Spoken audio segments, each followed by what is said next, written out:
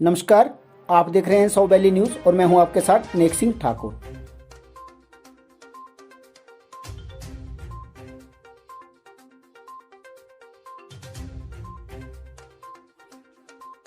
शर्त ये है कि सबसे पहले जो है ये ग्रामीणों के साथ जो भद्दा मजाक किया गया, इसके लिए हम युवा जो है पढ़े लिखे एजुकेटेड पर्सन है, सभी जितने अनपढ़ कोई नहीं इसमें, सभी वेल एजुकेटेड वेल क्वालिफाइड लोग हैं। जैसा कि आप देखा पिछले साल देखा आपने, मैंने 5-10 साल जो है बीजेपी की बरकरी की है, लेकिन आज तक 5 पैसा लिए इनसे।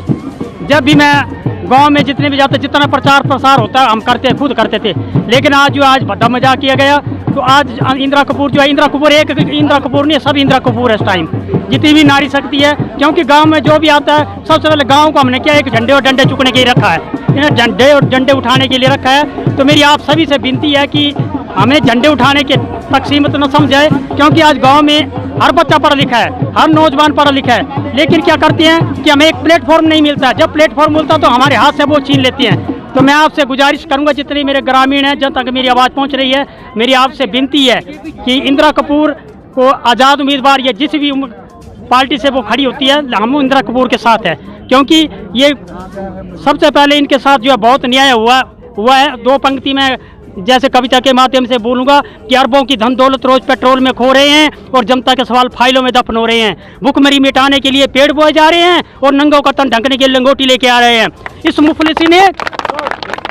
इस मुफलिसी ने आदमी की शकल छीन ली, 2 हाथ पांव बांध अकल छीन ली। टहनी की तरह बीच से टूटा है आदमी और 2-4 टुक डाल के लूटा है आदमी। साथियों, आज पढ़ने वाला नौजवान जो है वो सूली पर चढ़ रहा है, नहीं है भविष्य का ठिकाना, अंधेरे में पड़ रहा है। साथियों, आपने देखा होगा कि पढ़ा लिखा नौजवान, सबसे पहले हमारा मेन मोटो जो है बेरोजगार मुद्दा है, हमारा बेरोजगारी जो हमारा मेन मुद्दा है, बेरोजगारी मेन मुद्दा है। ये चाहती है कि बेरोजगार आगे ना आए, क्योंकि उनको सिर्फ झंडा और डंडा चुकने तक सीमित रखा जाए। क्योंकि जब नौजवान पढ़ जाएगा और आगे आएगा तो ये लोग जो है जो टिक नहीं पाएंगे। क्योंकि इन्होंने सोचा, मैं चाहता हूँ कोई भी नेता बने, कोई भी बने, लेकिन सबसे पहले जो है ग्रामीण जनता के साथ जो है अन्याय नहीं होना चाहिए। ग्रामीण जनता के साथ हमेशा अन्याय हो रहा है और होता आ रहा है। क्योंकि मैं खुद जुड़ा हूँ, मैंने खुद जितनी भी पार्टियां सभी का मैं प्रचार प्रसार करता हूँ, वीडियो के माध्यम से, इलेक्ट्रॉनिक मीडिया के माध्यम से और प्रिंट मीडिया के माध्यम, ऑडियो वीडियो कैस्टों के माध्यम से मैं प्रचार प्रसार करता हूँ। लेकिन जब मंच आता है, जब मिंजर मेले में मंच आता है तो हमें मंच नहीं दिया जाता है, क्योंकि हम सिफारिश नहीं करते, हमारी कोई स्वार्थ नहीं है। गरीब का कोई नेता नहीं होता है, गरीब की 2 टाइम की रोटी जो देता है वो नेता होता है। क्योंकि गरीब के पास कोई ना बेचारा कोई, उनके पास कोई ना बैक होती है ना वो आगे चल सकते हैं। लेकिन क्या होता है कि आज मैं नौजवानों से यही अपील करूंगा कि साथियों, हमें ये गुमराह करती हैं जितने भी नौजवान पढ़े लिखे हैं। क्यों मैं पूरे हिमाचल में घुमा हूँ और 270 पंचायतों का दौरा किया मैंने, लेकिन हमें क्या समझती हैं, I am educated person, I am servant of servant, a guard of parents fatherless motherless, I was also the thinker children of India and I also oldest man for widow. हम 5 प्रकार की सोच रखते हैं। गाँव वाले कोई अनपढ़ जट नहीं है, गाँव वाले अनपढ़ नहीं हैं। जैसे कि मेरी बेटी जो है MA है, बेटा जो है MA पढ़ा हुआ है, लेकिन क्या कर रहे हैं, आज चंडीगढ़ में सर्विस करते हैं। चंडीगढ़ जब कोरोना काल था तो यहाँ पर चंबा में आ गए, चंबा में बोला कि आप रिज्यूम दो मुझे, मैंने रिज्यूम दिया, लेकिन कोई कुछ नहीं हुआ, वो सिर्फ खाली घोंसले रह गए और जितनी घोषणा से भी खाली रह गई। क्योंकि आज तक मेरा कुछ नहीं किया है, मेरा अपना नहीं किया, लेकिन यूथ का कुछ नहीं किया है। जितना ही पढ़ा लिखा नौजवान, आज हमारी पंचायत के लोग या कम से कम जो है 70 लोग जो है यहाँ पर दुकानदारी की गुलामी करती हैं। क्योंकि हमारे बनी है पढ़े लिखे वेल एजुकेटेड वेल क्वालिफाइड लोग हैं यहाँ पर। हमारे जितने भी नौजवान साथी हैं गांव से आती हैं, लेकिन शहर में क्या करती हैं, क्योंकि बेरोजगारी है, हमने अपने पेट तो भरना है, हमने कुछ करना तो है अपने लिए, लेकिन क्या करती हैं कि गांव को लोगों को जो है भोले भाले लोगों को ठगती हैं और वोट बैंक बनाते हैं। जैसे कहते हैं कि हमने SC ST मोर्चा का काम किया, नथिंग SC ST मोर्चा का। एक मेरे साथ एक लड़का है, मैं अभी बताता हूँ कहाँ गया वो लड़का, मिलना चाहिए कि नहीं मिलना चाहिए थे, ये अपंग है, ये अपंग है, लेकिन इसको आज तक साल में राइट नहीं मिला, जबकि इसका 50% जो था इसका वो बनता था। लेकिन कौन रखे गए, जो चल फिर कर सकती हैं, जिनकी सिफारिश है, जिनकी हालो आय होती है, उसको रखा गया।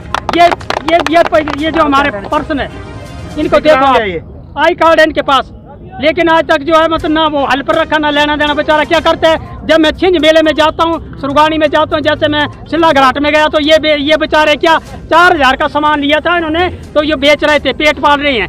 4,000 का सामान लिया तो वो बेच रहे हैं। ये ऐसे लोगों को मिलना चाहिए। हम नहीं बोलते हमें मिले, लेकिन ये भी एजुकेटेड पर्सन है, इसको भी कुछ काम मिलना चाहिए था। लेकिन ऐसे लोगों के साथ शोषण हुआ है। हमें कोई खरीद के नहीं लाया गया, हम खुद पैदल चल के आए हैं, हम दिल के साथ जुड़े हैं। कोई गाड़ी भर के ले आते हैं, कोई ठेकेदार जो होता है कोई गाड़ी भेजते हैं, लेकिन कोई गाड़ी बूढ़ी नहीं भेजी है। हम अपनी इच्छा शक्ति से आए हैं। मैंने बीजेपी का भी काम किया, मैंने सभी पार्टी का काम किया है। मैं जब से 10 साल हो गए मेरे को कन्वेंसिंग करते हुए, लेकिन आज मेरा कुछ नहीं किया इन्होंने। 4 बंदों को ठेका दे देती हैं, बस वही करते हैं सब कुछ।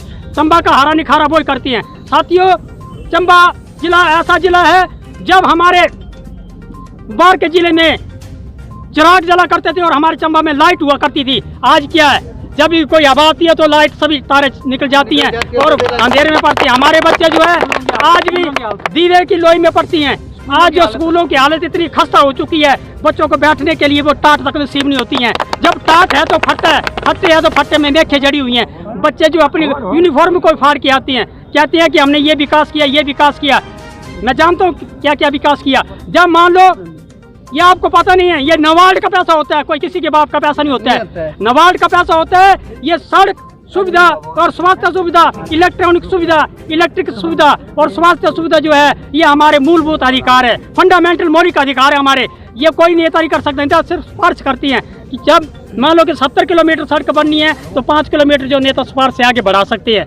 ये नबार्ड का पैसा होता नहीं है। लोगों को अभी तक ज्ञान नहीं है। ये सड़कें ये बनती रहेगी, नेता कोई भी आए ये बनती रहेंगी, लेकिन हमें गांव के लोगों को मालूम नहीं है। आज तक गांव के लोगों को गुमराह किया जाता है। मेरी आप सब सभी से दरख्वास्त है, चैनल के माध्यम से जितनी भी चंबा की आवाम है उनसे एक प्रश्न है, और वो मैं सभी जनता से पूछना चाहता हूँ विनम्रपूर्वक कि क्या मजबूरी है कि नेर परिवार ही जरूरी है? बिल्कुल, क्या मजबूरी है कि नेर परिवार ही जरूरी है? सर्वे में पार्टियों की क्या मजबूरी है कि नेर परिवार ही जरूरी है? जब सर्वे में इंदिरा कपूर सबसे आगे है तो उसने क्यों दौड़े सारों के कच्चे धागे हैं? मेरा एक ही प्रश्न चिन्ह है। जब इंदिरा कपूर जी सर्वे में सबसे पहले आ चल रहे थे और उनको टिकट भी फाइनल कर दिया गया था, तो फिर उनका टिकट काट के रातों रात क्यों परिवारवाद मुक्त जब बीजेपी बोलती है शब्द तो उसको लाया गया? इसका क्या रीजन है? क्या इसका ये रीजन है कि कांग्रेस को जब बीजेपी में लाया गया तो उसके साथ साथ उसकी विचारधारा को भी ले आया गया? मेरा एक सिंपल सा क्वेश्चन है। एक IAS ऑफिसर जो थे वो लगातार 2 बार जीते हुए थे, ठीक है, उनको रातों रात हटा दिया जाता है और एक ठेकेदार को ले आया जाता है। तो चंबा से सभी पार्टियां क्या उम्मीद रखती हैं कि सिर्फ वही कैंडिडेट चाहिए जो बैग भर के देगा रातों रात, या जनता की आवाज़ सुनने वाला भी कोई नेता चाहिए? मेरा सभी जनता से सिर्फ एक ही प्रश्न है, और वो जरा वोट डालने जाएंगे तो 5 साल का जो बंदा चुन के भेजेंगे उनके लिए एक क्वेश्चन है कि 5 मिनट जरा सोच भी लेना कि जनधारी या धनधारी। एक ही क्वेश्चन है। हम चाहते हैं कि अनुराग जी, रोमल जी, जो भी उनके साथ उनके वक्तव्य हैं उनके भरोसे हम चलते हैं। जो कट्टर बीजेपी के संघ के बंदे हैं, हम उनसे ये अनुरोध करना चाहते हैं, भाईजान हमने आपके चरणों से सीखा है, हमने आपके नक्श कदम से सीखा हुआ है कि परिवारवाद नहीं चलेगा। तो चंबा में क्या मजबूरी है? चंबा में क्या कोई भी ग्रामीण नहीं है? नेर परिवार के अलावा कुछ भी नहीं है चंबा में, चाहे कांग्रेस हो चाहे बीजेपी हो, दोनों में नेर परिवार ही चाहिए। दोनों परिवारवाद, भाई भतीजावाद, लाड़ो लाड़ी ही चाहिए। क्या और कोई भी नहीं है? एक IAS ऑफिसर गवर्नर की पोस्ट छोड़ के आता है, फिर भी उसको निकाला जाता है, बहिष्कार किया जाता है। मेरे भाई, जब वोट डालना जाना 5 मिनट जरा अपना दिमाग ठाना और इस बार इंदिरा कपूर को जिताना। न जनता न कांग्रेस, हमारा मेन मकसद है परिवारवाद को खत्म करना। आज हम सारी जनता यहाँ पर एकत्रित हुए, नामांकन के दिन एकत्रित हुए, उन्हें ग्रामीण जनता ने यही साबित कर दिया कि परिवारवाद को खत्म करना है। और इंदिरा कपूर जो कि ग्रामीण नेता है, वो हमारी आवाज को बुलंद कर सकते हैं। मैं गांव वालों के लिए कुछ बोलना चाहती हूँ। उन्हें गुमा है कि हमारी आवाज कुछ कम है, उन्हें गुमा है कि हमारी आवाज कुछ कम है। हमें यकीन है कि आसमान कुछ कम है। जय गांव की सरकार। मैं आरती, आज जो एक महिला का अधिकार छीन लिया गया है और जो एक विधायक की पत्नी को टिकट दी गई है, मुझे बताइए कि नीलम नैयर ने एक भी इलेक्शन जीता है? कोई ग्रामीण का नेता मेरे पास आए और वो बोले कि हमारे ग्रामीण में विकास हुआ है। आज गांव में चले जाओ पवन नैयर का नाम कोई नहीं जानता है। हमें चाहिए गरीबों की जो सुने, जो गरीबों की आवाज को सुने। हमें इंदिरा कपूर चाहिए। वैसे तो बीजेपी बोलती है कि हम परिवारवाद नहीं बनाएंगे, आज वही परिवारवाद बना रहे हैं। वैसे तो बोलते हैं कि हम रिवाज बदलेंगे। क्या रिवाज बदला? एक गरीब महिला का टिकट छीन लिया गया, बहुत गलत किया है, लेकिन असली टिकट तो अब जनता देगी। बीजेपी ने तो क्या टिकट दी है। जय श्री राम। कृपया हमारी वीडियो को लाइक व शेयर जरूर करें तथा बेल आइकन का बटन दबाकर चैनल को सब्सक्राइब जरूर करें।